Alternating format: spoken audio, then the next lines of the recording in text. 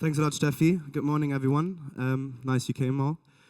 First of all, I think Steffi and the Deutsche Museum team deserve a round of applause for this amazing location we're at.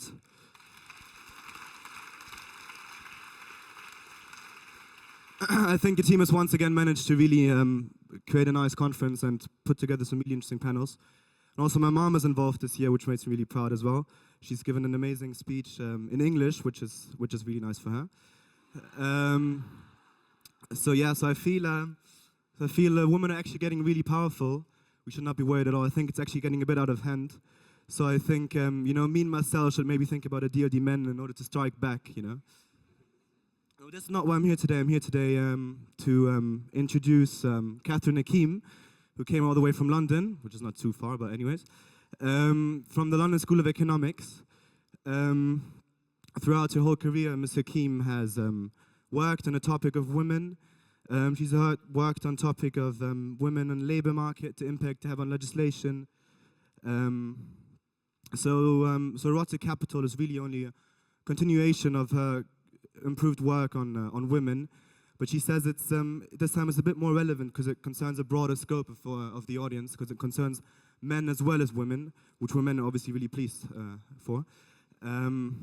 So I went to her and I asked her yesterday. I asked Catherine, so when did it all start? How come you started writing on Erotic Capital? And she said, really, the funny thing about it is, she said, this is the joke. I started all of this in March, and since then it's just basically taken off. I've just been in and around doing interviews in the whole of Europe. Been cited everywhere. Been in Germany a couple of times, Spain, France, Italy. Not France as much, but Italy. And yeah, it's just been a remarkable success story. The way that Erotic Capital took off. And I'm sure we'll find out why in a second. So I went up to her and I was like, Christine, it'd be really nice if you could just, give me a nice definition of what Erotic Capital is, so I'm not going to just, embarrass myself in front of everyone here. She said, son, it's actually really easy. You just go there and say it's what women have and what men want. So thank you very much, Catherine. That's been really helpful. And I think it'd be great if you could shed some light on that and just tell us why Erotic Capital is important. Catherine Hakim.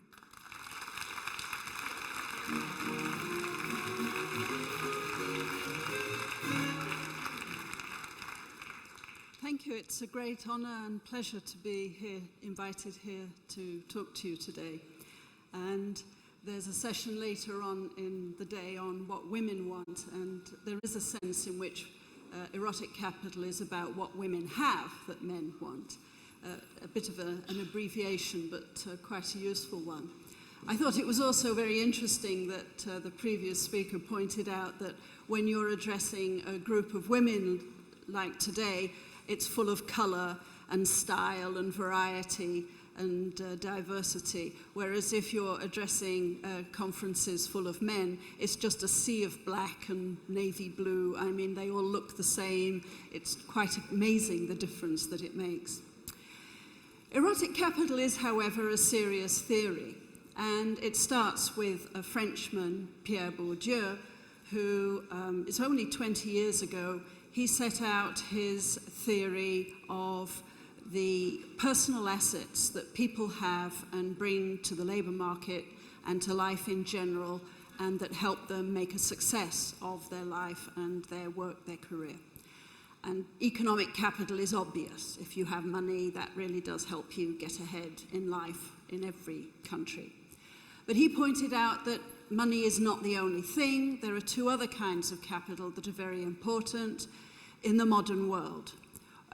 Cultural capital, which the Americans call human capital, and that's become the more popular term. Education, training, work experience, and so on. Obviously, that translates into money for anyone who has it in the modern world. More recently, we've got used to the idea also of focusing on social capital, which was his third form of capital. And social capital is the social contacts you and your family have. And he pointed out that people who may not be terribly well qualified and have no money at all can still be enormously successful in particular businesses if they have good social contacts and they make use of them. So social capital is who you know rather than what you know, and a meeting of this kind is about networking and expanding and increasing the number of contacts that people have. And one day, very recently as it happens, only in 2009, it suddenly occurred to me that there is a third, or if you like, fourth personal asset that Burda had overlooked, and it's erotic capital. And the reason it came to me very clearly was because I was focused on what it is that women have that has been generally overlooked in most of the theories and analyses that we've seen so far. And it's erotic capital. And it's perfectly true that men have erotic capital as well as women, and a very good example in my view are film stars like George Clooney or football stars like David Beckham, and you will all think of your own examples. But women have more of it than men, and that is really quite the most important conclusion that I have drawn from the massive amount of research on this that I have been looking at. And the research covers North America, Europe. There's very much less available on other countries, but the general drift is probably the same. Women work harder at social relationships. I'm not sure that women are actually naturally more talented in that direction, but they do actually work harder at social relationships. They invest more time and effort in their social skills and in being able to get on with people. The thing that's important in my mind about my definition of erotic capital is that it's not just physical attractiveness, it's not just beauty, it's not just sex appeal, it's also social attractiveness, being able to get on with people, being able to relate to people, being charming. I mean, the word charming can be seen in a very negative light, but also in a positive light. But men can be very charming as well as women. But it's certainly a social skill. And it can be very important when you're meeting strangers to be able to connect with them, make them feel at ease. In business as well as in private life, it's fundamentally important to be able to connect with people, meet strangers, meet people and get on with them. People in different cultures, totally different backgrounds, the skill of being able to relate to them is a fundamental skill. If you have it, you are seen as attractive by the people you meet. That is a result that comes out very, very clearly from all the social psychology research. So beauty is an important factor, and women invest a hell of a lot more time and effort in looking attractive, by and large, than men do. And as a result of that, the research shows that when people have done national surveys to look at the distribution, if you like, of good looks in the population as a whole, what you find is men are all in the middle, and women are much more spread out. And the reason is women make more effort, and women are also judged more harshly on their appearance than men are, because men all look the same and they all dress the same. So really, there's really not much to distinguish between them. I've always thought that anyway. But whereas women, it really does make a difference. And because some women make a lot more effort to look good, people judge more harshly those women who fail to make an effort to look good. And so the distribution of judgments, if you like, assessments of beauty vary much more for women than they do for men who are bunched in the middle. So you get more women who are judged to be well above average in good looks. That's research evidence from several countries now. Sex appeal is a bit more, a bit different from beauty. It's about personality in part, it's about how you move, it's about body, it's not just facial attractiveness. And by and large, I mean, this is not proven by any study that I know, but my general impression is women offer more sex appeal than men most of the time. Not always, but. The third element is liveliness, and I think this is very easily to overlook, but it is a social element. People who have a lot of life in them, who are always interested in things, who are always doing things, are much more attractive to everybody else in their society than people who sit alone and don't talk and don't participate and so on. And that is very much a social factor, not just a physical attractiveness factor. Sexual performance is one factor in this, but that only applies in private life, and so it doesn't actually have a great deal of impact in most situations. The fourth factor is, of course, self-presentation. How you present, how you dress, how you do your hair, how you style yourself. Again, here, women make much more effort than men ever do, and therefore they generally score much higher than men.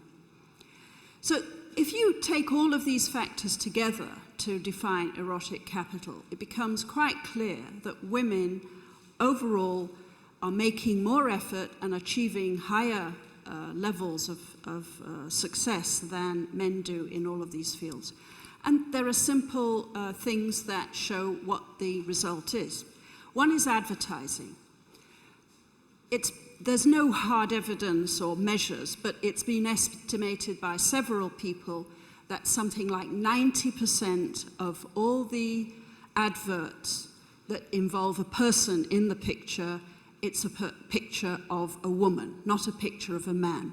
It is beautiful and glamorous women who grace the adverts for products and services of every kind, whether it's cars or detergent or, it includes obviously adverts for lingerie and hair products and makeup and so on, but it includes adverts for travel, for tourism, for restaurants, for all the products that you can imagine. It's more likely to be a photo of a beautiful and glamorous woman who is used in the advert, if they use people in it at all, than men.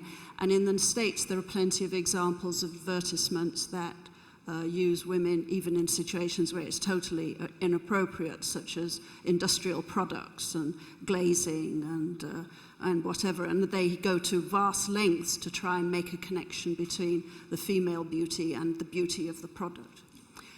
So there are concrete things in everyday life that show us that women are seen as having more erotic capital than men, and also that this has great value. In advertising, women can be paid quite substantial figures for appearing in adverts of all kinds. And the obvious example, the one I like to quote, is the advert for Calvin Klein jeans. Calvin Klein jeans, I think this was in 1982. Calvin Klein jeans were already quite successful at the time. They were very expensive, but they were very successful. Calvin Klein decided to have this advert with Brooke Shields in which she was naked except for the jeans, and she said, "Nothing comes between me and my Calvins." And this was used in TV adverts, it was used in poster adverts, and as a result, Calvin Klein jeans that had been sort of fairly flat, suddenly they just shot up to 2 million a month they were selling. She was paid quite a lot of money for the advert, but the profits from that advert were even more disproportionate than the fee she was charged.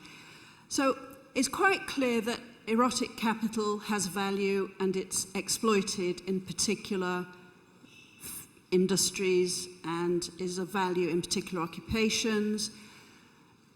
Another one, obviously, is the entertainment industry, very broadly defined, film stars, pop stars, etc. One of the things that always strikes me is that female pop stars are always glamorous and beautiful and sexy in their videos, whereas male pop stars very often, particularly in North America, are wearing baggy trousers and ugly clothes. And I've never, ever understood why women are disadvantaged in this way, that we have to look at really ugly men singing when the men get to look at beautiful women. There is a discrimination going on there.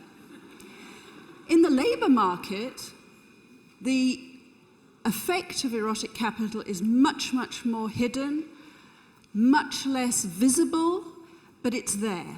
And it's interesting that these studies have only been done in the last 10, 15, 20 years, because it's been difficult to do them before, but economists have now shown that in the labour market as a whole, this is cutting across all kinds of occupations, people who are more attractive, socially and physically attractive, they earn on average 12-13% more than people who are average. But people who are below average earn on average, it varies, but between 5 and 15% less than people who are average looking. So if you go from the people who are below average to the people who are above average, you've got a difference there in earnings that in different surveys comes out at somewhere between 12 and up to 20%, and in some surveys has come out as 27%, at the two extremes of well below average versus well above average. Now, there are a lot of things that go into that, and one of the factors is obviously that people who have above average looks tend to self-select themselves into those jobs where looks are of value. So if you have exceptional beauty, you're more likely to look for a job as a model, and if you're not exceptionally beautiful, you don't go for a job as a model, and you know that, therefore, you will get more money as a result. So self-selection into the appropriate job is clearly a factor. But at the end of the day, there is also a much more general factor which enhances the prospects of people in the workforce, of people who have erotic capital, who are above average in physical and social attractiveness.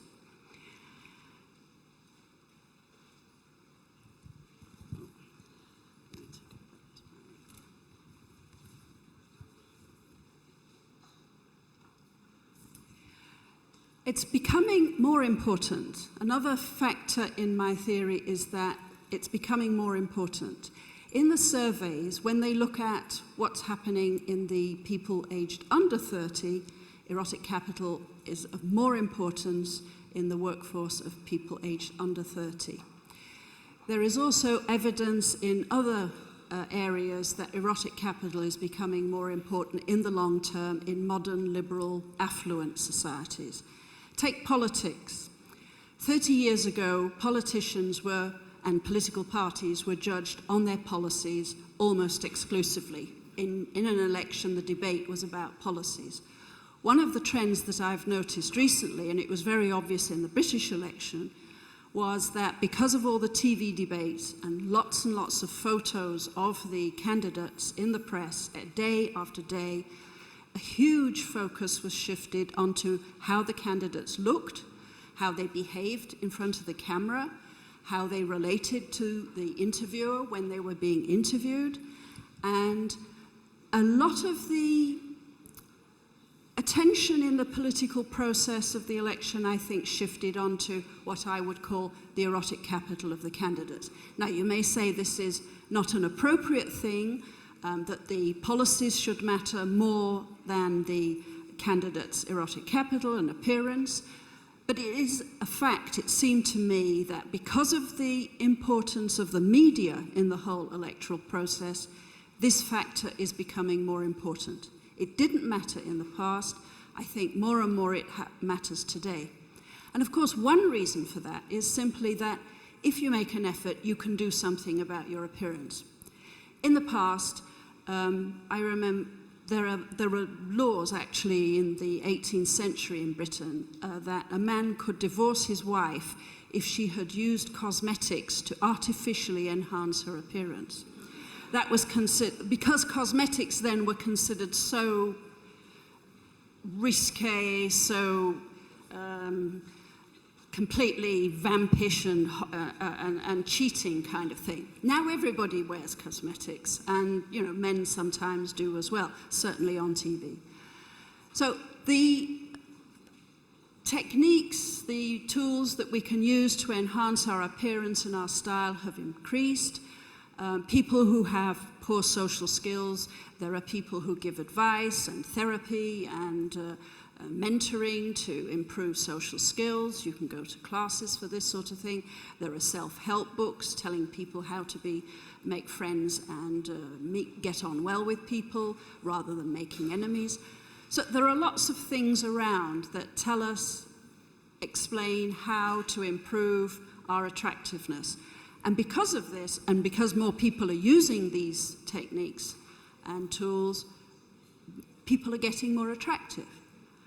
And because everyone's getting more attractive, standards of what's considered acceptable, what's considered average have risen, and standards of what is considered above average have also risen very dramatically.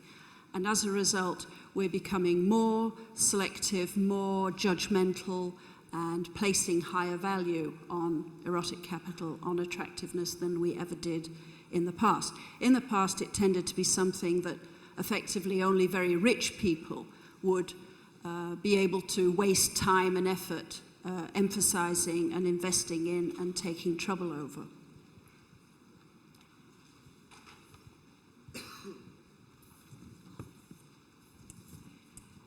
The final point in my theory is that why has erotic capital not been recognized so far? Because systematically, economists and sociologists, all the social scientists, social psychologists as well, have not really recognized the importance and social and economic value of erotic capital, and the political value of it as well. And I argue there are two reasons.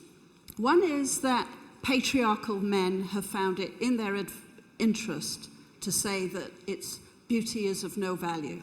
Beauty is only skin deep, it's trivial, it's superficial, we shouldn't really be focusing on this sort of thing, it's only intelligence and competence and so on that we should, and moral value that we should pay attention to.